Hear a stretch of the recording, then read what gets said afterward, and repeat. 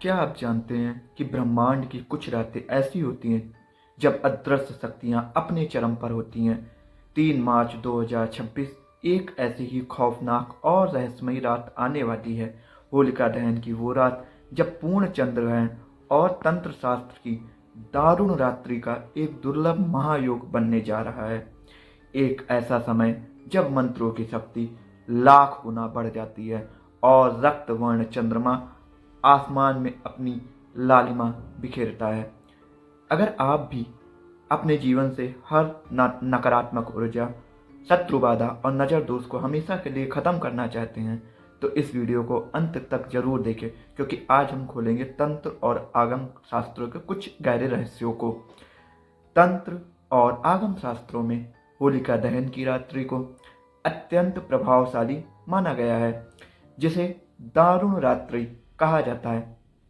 आध्यात्मिक और तांत्रिक दृष्टिकोण से वर्ष की 4 रात्रियां सबसे अत्यधिक ऊर्जावान मानी गई हैं। पहली काल रात्रि, जो कि दीपावली को होती है। दूसरी होती है अहोरात्रि, शिवरात्रि बोलते हैं जिसे। तीसरी होती मोहरात्रि, जन्माष्टमी वाली रात्रि। चौथी होती दारुण रात्रि, होलिका दहन वाली रात्रि। यहाँ तंत्र के अनुसार दारुण रात्रि का महत्व और इसकी विशेषताएं कुछ इस प्रकार हैं।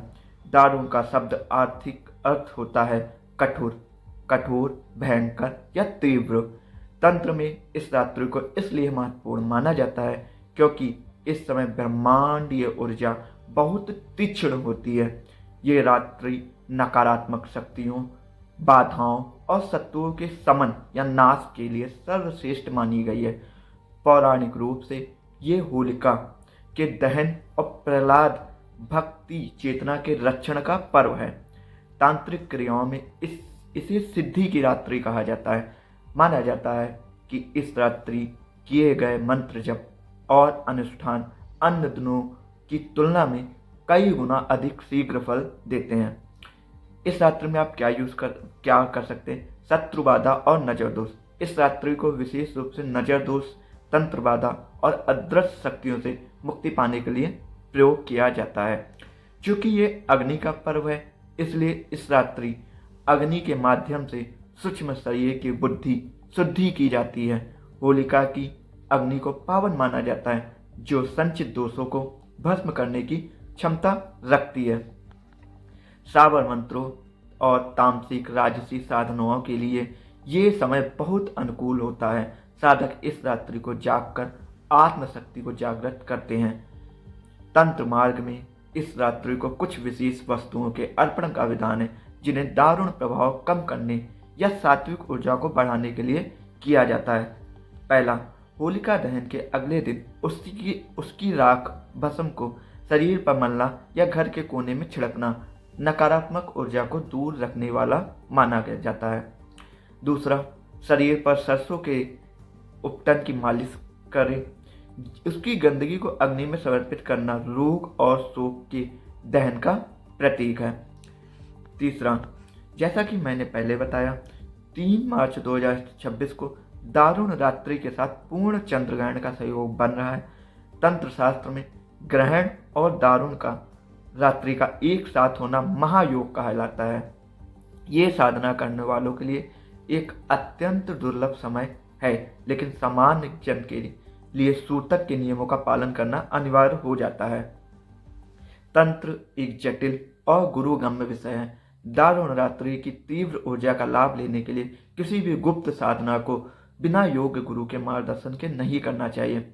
3 मार्च 2026 की दारुण रात्रि और पूर्ण चंद्र ग्रहण का संयोग एक दुर्लभ आध्यात्मिक अवसर है। तंत्र शास्त्र के अनुसार ग्रहण के समय मंत्रों की शक्ति कई लाख गुना बढ़ जाती है।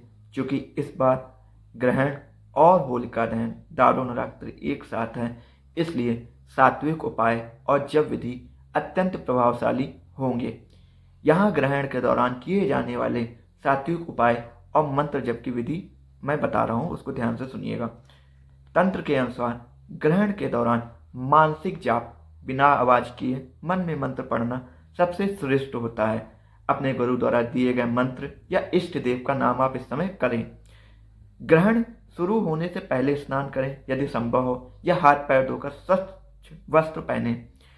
आसन आपका कुश का आसन या ऊनी कंबल का आसन प्रयोग कर सकते हैं, या जो आप आसन प्रयोग करते हैं। दिशा आपको किस दिशा में बैठना है, पूरब या उत्तर की ओर मुख करके बैठें। सूतक काल 3 मार्च सुबह 6 तक 6:20 के बाद 6:23 से स्पर्श होगा। इसमें आप मूर्ति स्पर्श वर्जित है, इसलिए मानसिक पूजा और जप ही करें।